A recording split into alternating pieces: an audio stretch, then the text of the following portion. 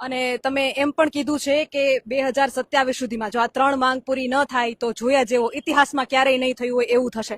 શું થશે? એ તો આગળનું છે. એનું કારણ છે કે હવે ખેડૂત જાગ્યા છે, ખેડૂતે નક્કી કરી લીધું છે, મન બનાવી લીધું છે કે જ્યાં સુધી અમારી આ માંગો છે પૂર્ણ ન થાય ત્યાં સુધી લડવાનું છે. આ લડતની અંદર 27 આવે એ પહેલા સરકારે સત્તા છોડવાનો વારો આવી શકે છે અને એમાં બે મત નથી બેન. હવે અત્યારે જે પ્રમાણે જાગૃતિ આવી રહી છે, મને એટલો વિશ્વાસ છે કે ગુજરાતના ગામડે ગામડેથી ખેડૂત નીકળશે ને, જે ધારાસભ્યો છે ને પકડીને રાજીનામા લખાવશે, રાજીનામા લખાવશે અને આપશે. અત્યારે આમ જોવા જઈએ ને, એક હિંમતની જરૂર છે, એક અવાજ આવે ને.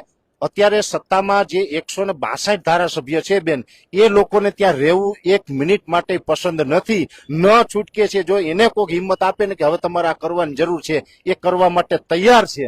કેમ કે એ પણ કંટાળી ગયા છે. ત્યાં જે રીતે બકરાને જે ઓલા ડબ્બામાં પૂરવામાં આવ્યા હોય ને એવા પૂરવામાં આવે છે. જે સર્કસનો જે ઓલો લીડર હોય, જે સુયા મારીને પોતાની મરજી પ્રમાણે કરાવે ને, એવું કામ અત્યારે ત્યાં વિધાનસભાની અંદર આ નેતાઓને ડબ્બામાં પૂરીને જેમ સુયા મારે ને, એમ સુયા મારીને આ લોકો એની મનમાની કરાવે છે.